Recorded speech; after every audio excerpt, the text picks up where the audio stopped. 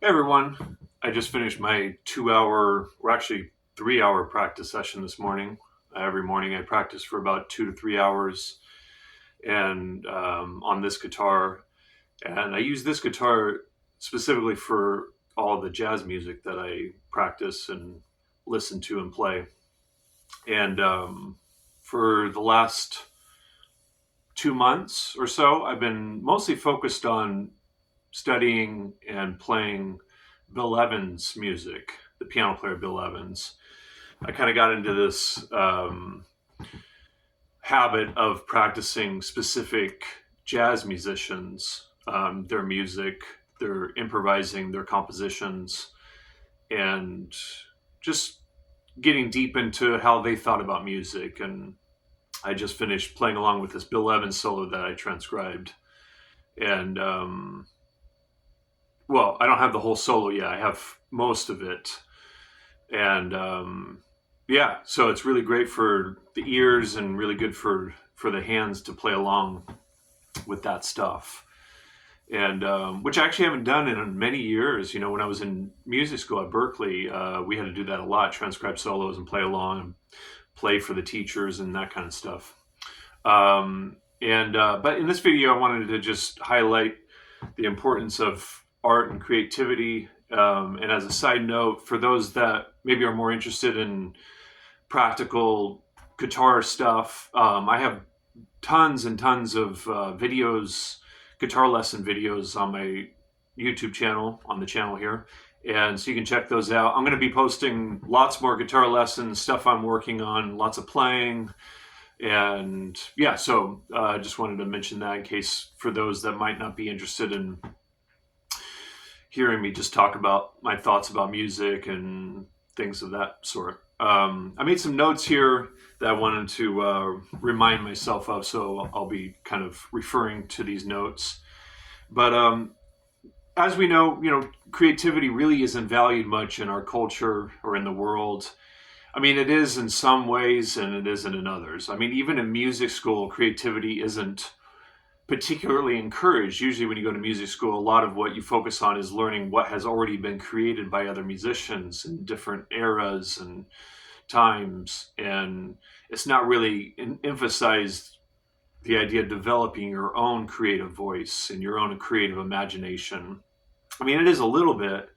And some of my teachers, one in particular, really encouraged that. I had to write a composition for each week for every lesson, and I would play it. He would listen and critique it. Sometimes just like it and leave it alone, or he'd have some suggestions for me to try to improve it on.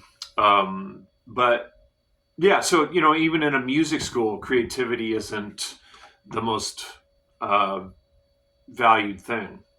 So I just wanted to talk about some ideas about that. And it can sound a little maybe corny or cheesy when talking about some of these things, but I think these are true. I think these are true, what I'm about to say. And there's many aspects I'm not going to get to in this video, because otherwise this video will be more than an hour, probably multiple hours. So I'll try to truncate my thoughts and just be more concise. But creation is the most interesting phenomenon in the universe. The creation of the universe itself, the planets, human beings, flowers, ideas. So the idea of, or the creation of musical ideas being one of the most interesting and powerful, and maybe the most interesting, powerful, and profound aspects of life. And so, yeah, why is that? Musical ideas, well, it's just highlighting musical ideas, but creation in general. But musical ideas, they can inspire, enlighten, and elevate human beings' consciousness, so that we elevate beyond where we have already been. And I think of art as being an important aspect of the spiritual evolution of our species because of those reasons I mentioned. So it's really special in that way. And so when we're composing, we're creating musical ideas. When we're improvising, we're creating musical ideas. And once you've composed an idea or ideas, and then you continue to play those ideas, composition is an opportunity to play something that you know sounds good. Whereas improvisation is an opportunity to play something beyond, or to play something that's greater than what you already know, potentially. So that's what's really special about improvisation. And I'm going to do a different video about highlighting the differences between composition and improvisation, but thought I'd just mention that aspect. And actually, I was going to say this at the beginning of the video to kind of set the stage for this, but when Winston Churchill was asked to take funds from the arts and use that money in support of the war, the World War II, he asked the question, well, what are we fighting for? If we're not going to protect, at least it seems to me from his standpoint, the most important aspect of human life, which is creativity. What are we fighting for? And so in one regard, I've always thought of musicians as being spiritual leaders, or artists in general. There are other spiritual leaders for sure. One of my favorites is the author and public intellectual Sam Harris. And my favorite book by him is called The Moral Landscape. And I think of him as a spiritual leader because he's helping people to, elevate their consciousness with regards to morality, transcending the self, connecting with others, connecting with the earth, nature, the universe, so on and so forth. But musicians do that too in their own special way. And because of the potential of rising above all the difficulties of human life, the difficulties of being a musician, the difficulties of being an artist, just to keep those things going, like I mentioned in the previous video, the one I posted yesterday, to rise above all that and to create something beautiful, something meaningful,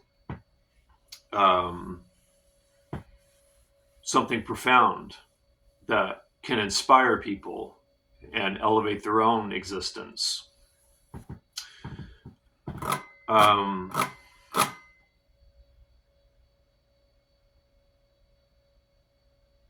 I think those are the main points I wanted to just share.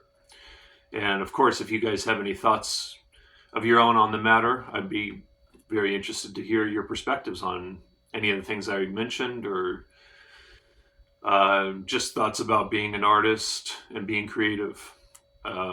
Because, I've never, well, that's not true. For the most part, I don't hear artists being told, what you're doing is really important. I actually had a conversation either yesterday or the day before with a professional Nashville guitar player, and we were just talking about the various struggles of being a musician. And I told him that teaching has been a very important aspect of what's allowed me to continue as a musician professionally. And he just said, he salutes me, and that's a very noble thing that I'm doing. And that's just not talked about much. Musicians and artists can encourage each other, but to the layperson, we don't really get that kind of feedback much. And so part of this video is just trying to encourage more of that, more, just highlighting that it is important to be an artist and a musician. You're doing something meaningful in the world and important in the world. So, because that's a whole other video, whole other conversation about how music and the arts are underfunded and all of that, right? I mean, music is not considered an important subject in school. I mean, for the most part. It's more important to study literature rather than music, which is just ridiculous, right? I mean, music is the only known activity that stimulates, when you're playing it, stimulates every region of the brain simultaneously. I mean, that's incredible, right? Something